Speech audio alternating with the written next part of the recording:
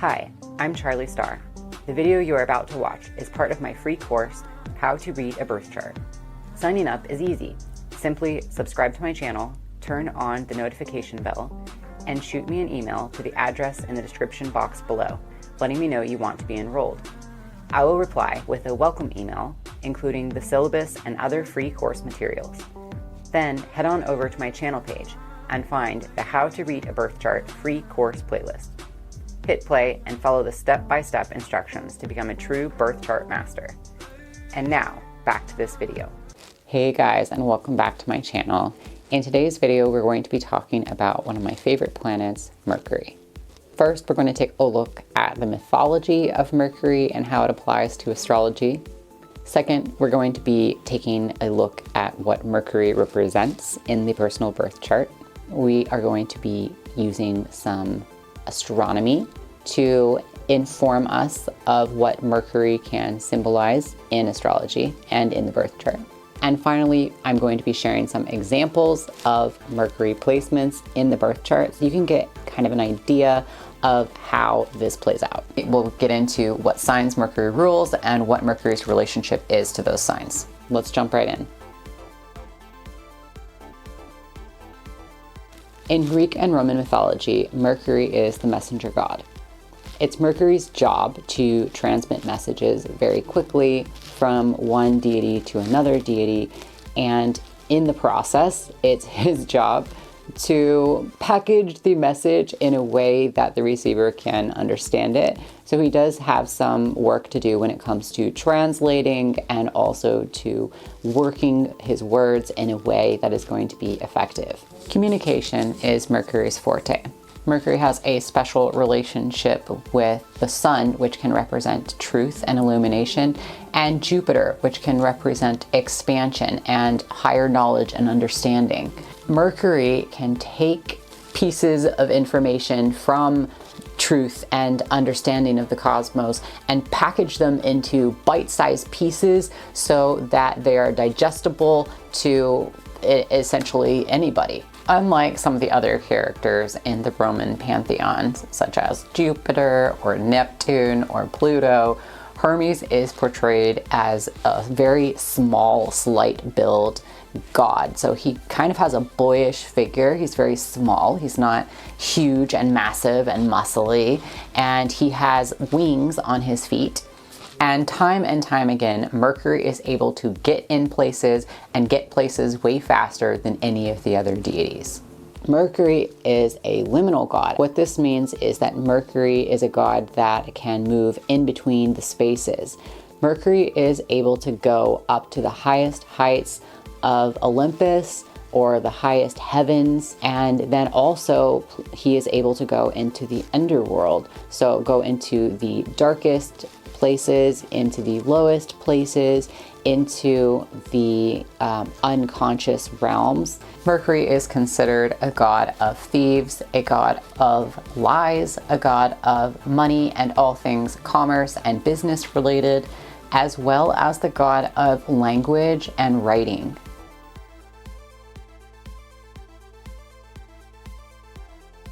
Okay, so what does all of this mythology really have to teach us about Mercury's role in the birth chart? Well, Mercury rules, you guessed it, communication, words, language, and thoughts.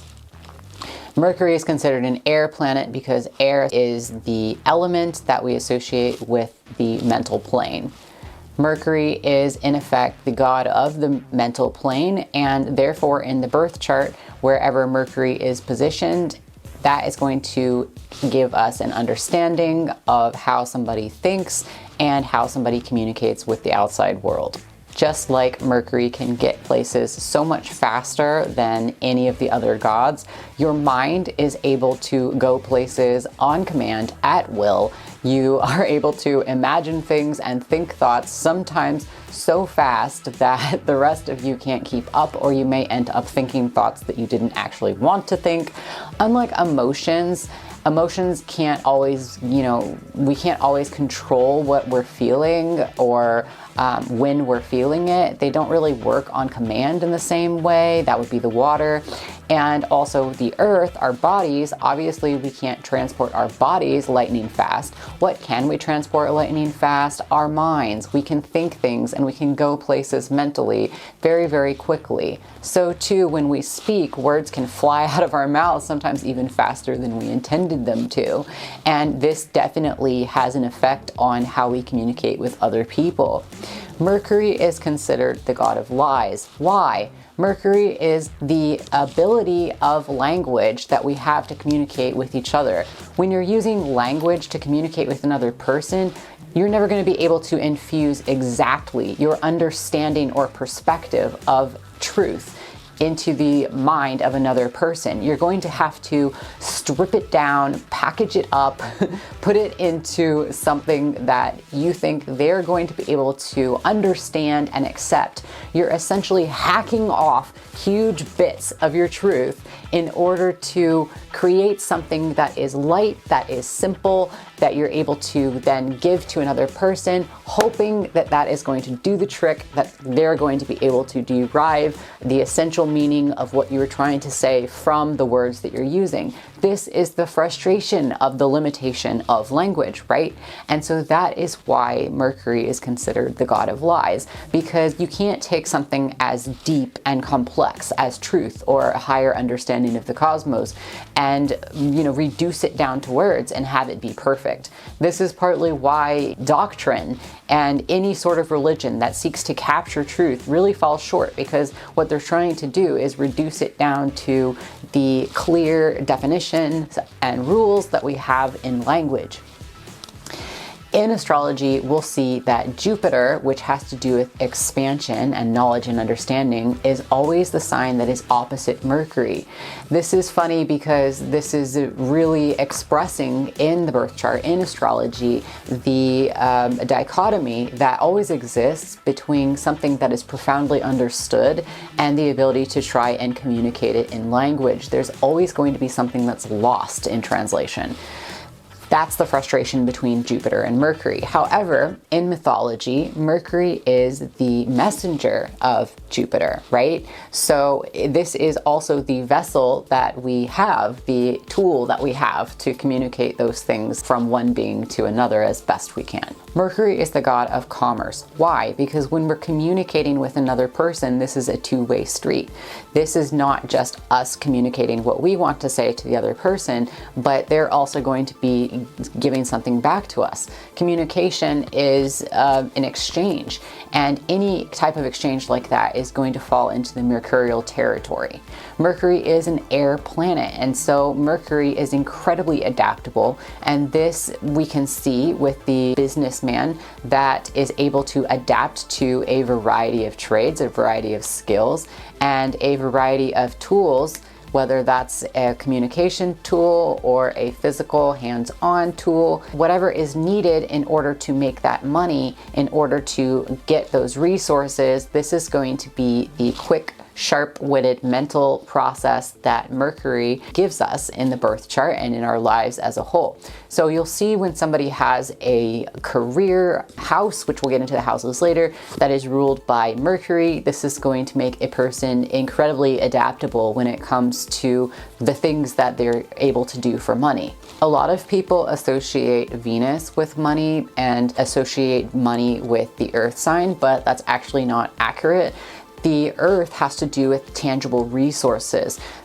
We purchase tangible resources with money, but money in itself is actually a promissory note. It's actually a method of communication. It's actually an exchange that is very light. It's just a piece of paper that's promising a valued stated amount, but it actually isn't valuable really in and of itself, especially as we, use money today. A lot of the time that's digital. It's not even tangible at all. This is a representative amount, so therefore it's actually a method of communication ruled by Mercury. Astronomically, Mercury is the planet that is closest to the sun. It's very small, just like the depictions of Mercury in mythology. Mercury, the planet, is incredibly tiny, and it moves incredibly fast, and it orbits the sun, of course, faster than any of the other planets. There's two effects of this in astrology. Number one is that Mercury is almost always very close to the sun in somebody's birth chart. Because Mercury is astronomically close to the sun, you're never going to have Mercury opposing the sun, ever. Mercury is a lot of the time in the same sign as the sun because its orbit is so tight. Sometimes it's in the sign next to the sun, but it's not really much further away than that. It's going to stay tight. What this can represent, and in the birth chart, is that if Mercury represents our thoughts and the sun is representing our truth, it makes sense that our thoughts are constantly orbiting and thinking about the things that are essential to us and the things that are true for us. Because Mercury's orbit is so fast and so close to the sun, from our perspective on Earth, this makes it look like Mercury is going retrograde multiple times a year. On average, Mercury goes retrograde 3 times a year, so that's quite a lot. When you are born with Mercury in retrograde, which statistically happens to a lot of people, I've noticed that this can make a person a little bit more of a ruminator, a little bit more of somebody who goes back over and thinks back over conversations that they've had. They're going to be sort of mentally processing things a lot more than somebody who has Mercury direct as a general statement of their life in general. So I hear people say stuff like, you know, they're lying awake in bed thinking of what they should have said, or they're having imaginary conversations about something earlier that week or even years ago. This is definitely a Mercury retrograde in the birth chart manifestation that I find a little bit amusing. There are many different ways that Mercury can express itself based on what sign that it's in, but let's get into a few examples. Whichever modality it is, cardinal, fixed, or mutable, this can have an effect on somebody's thought process and speech patterns. A cardinal sign, this is going to be Libra, this is going to be Aries, this is going to be Capricorn or Cancer. This person thinks and then also speaks in a agendaed fashion. So there's going to be a specific goal or direction for the things that they're saying a lot of the time. This can make somebody essentially somebody who has a point to what they're saying a lot of the time. They're moving in a direction. This is cardinal energy. Somebody who has Mercury in a fixed sign, this would be Leo, Scorpio, Aquarius, and Taurus. This person generally has a better ability to stay on topic and to stay focused. These people are less likely to suffer from attention deficit disorder, right? They're not exactly as easily distracted as if their Mercury is in a mutable sign. Because it's a fixed sign, they're really able to stay with their mental thought process and stay focused and grounded into a conversation. I have Mercury in a fixed sign, and it used to be a joke that my friends had when I was in high school, where they would try to knock me off topic intentionally because they thought it was hilarious how focused I was on whatever it was that we were talking about, that I had a hard time switching to a new topic or adapting to a new direction, or getting, frustrated when somebody else was like saying something that was off topic. I would get very intensely focused on the things that we're talking about. I mean, this is still the case. I definitely don't have a problem focusing on whatever it is that I need to focus on. If I'm interested in it, I'm engrossed in it, and I can stay in it for an enormous amount of time. If you have Mercury in a mutable sign, you're going to have the opposite experience of this. The mutable signs are Pisces, Virgo, Gemini, and Sagittarius. Mercury in a mutable sign, your brain is very sharp and very quick a lot of the time, but you're able to move from one thing to another. So you're going to have a harder time focusing, but you may be more skilled at making connections. So there's pros and cons to all of these placements, right? But essentially your brain is going to be a little bit more scattered, especially if you have Mercury in Gemini, because that's an air sign and a mutable air sign. So Mercury in Gemini is going to be all over the place, making all kinds of connections, but it can be exhausting because it's just so much activity. Remember, Mercury is fast and Mercury is light. So you're taking a little bit of information, bringing it over here, taking a little bit of information, bringing it over here. You may have multiple voices even going on, chatting in your head all at once. This is going to be Mercury and Gemini, right? Mercury and Sagittarius, this is also a mutable sign, but now let's get into the signs. Sagittarius is Jupiter's sign. So this is the opposite sign. Apart from, remember we talked about Jupiter always being on the opposite sign of Mercury's sign. So Mercury rules Gemini, Jupiter rules Sagittarius. So this has to do with expansion, bigger picture things, growth of the mind, mastery of these things. So this person, if you have, Mercury and Sagittarius, for example, you're going to be thinking more big picture, and that is going to come across in your speech. I've had people with Mercury and Sagittarius talk to me about how they get frustrated with fluff, right, is what they would call it. Like, let's just skip the fluff, let's skip the small talk, let's get right into the important things. They can get frustrated when people are talking about things that are meaningless or things that are really narrow focused. They're wanting everybody to expand their mind, right? Because this is the sign, Mercury is the mind, and Jupiter has to do with expansion. So these people are always wanting to expand their mind, and they're always wanting to talk about bigger picture stuff. That's another thing that you'll notice with your Mercury sign. If it's the same as somebody else's Mercury sign, you may or may not like them, but you're able to understand how they're communicating and why they're communicating in that manner. So if your Mercury is in a fire sign, especially, and also this is sometimes true for air signs, fire signs and air signs, especially fire signs, if your Mercury is in a fire sign, your communication style is projective, because the fire is the aggressive energy. It's the direct, it's the projecting out of itself. So your communication style has to do with volunteering information. You're going to share information, and your expectation is that other people are going to in return share information about themselves.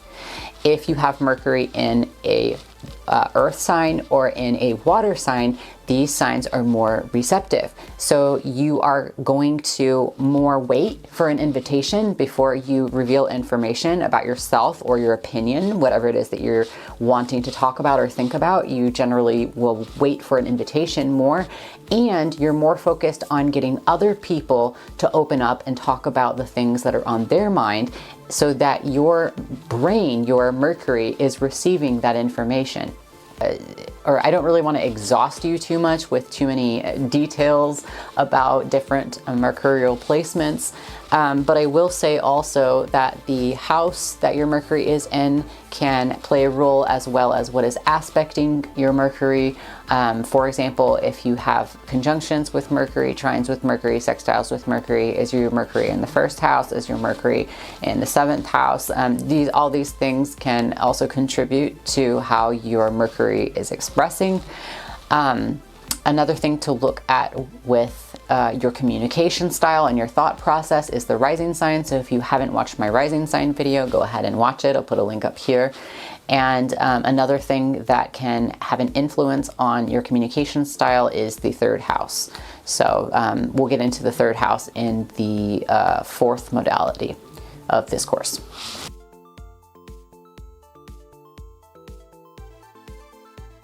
Okay, what signs does Mercury rule?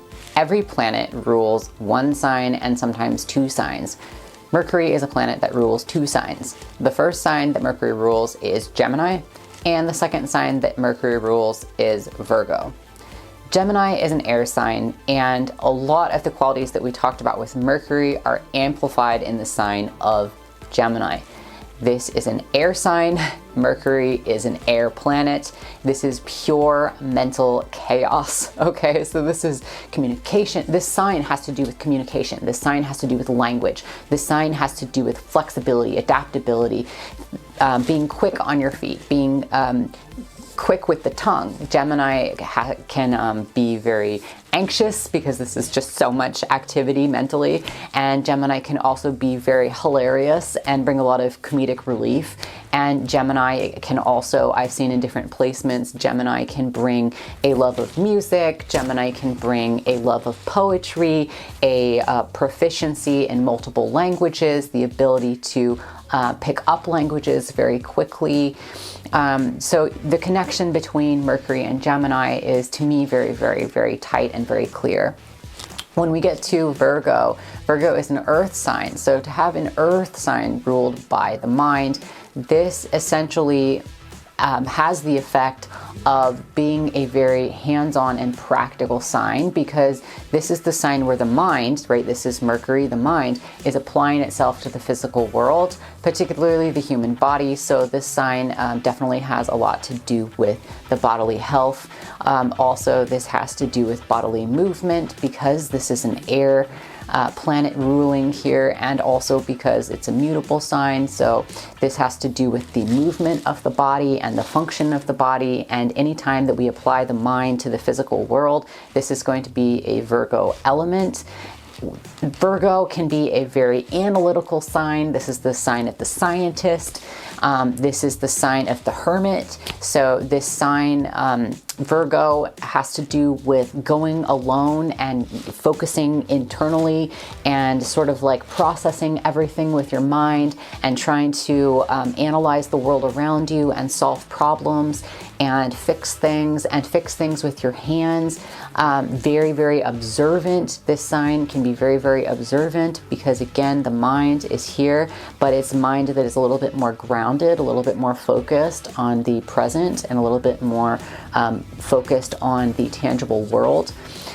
So you can see that Virgo has a little bit of a different application than Gemini, which is an air-air, whereas Virgo is going to be an air-earth. So it's much more grounded, but it still is a mutable sign. It's just, what is that sign, what is that air focusing on? It's focusing on the physical world. All right, I hope that video was helpful. I hope it gave you some good ideas for what Mercury represents in the birth chart. Where is your Mercury? Let me know in the comments below. In the next video, we'll be getting into the planet Venus. If you like this video, please make sure to hit the like button, and I'll see you soon. Bye.